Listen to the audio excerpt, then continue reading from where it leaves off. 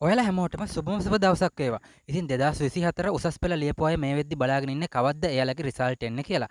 ඉතින් මම අද ඉඳන් ඔයාලගේ රිසල්ට් එනකම්ම රජය විසින් ප්‍රතිඵල නිකුත් කිරීම සම්බන්ධව ගෙන නිවුස් ගේනවා. ඒ හින්දා channel එක subscribe කරලා තියාගන්න. ඉතින් අපි බලමු මොකද්ද අලුත්ම නිවුස් එක කියලා. ඉතින් මෙන්න මේ විදිහට මෙයාලා කියනවා. මෙයාලා කියනවා අලුත් අවුරුද්දට පෙර උසස් පෙළ විභාග ප්‍රතිඵල නිකුත් කිරීම සඳහා විභාග දෙපාර්තමේන්තුව දැඩි උත්සාහයක් ගනිමින් සිටින බව එම දෙපාර්තමේන්තුවේ ආරංචි මාර්ග පවසනවා. ප්‍රතිඵල නිකුත් කිරීමට අදාළ කටයුතු අවසන් අධ්‍යයනයේ පවතින බවයි එම දෙපාර්තමේන්තුව සඳහන් කළේ.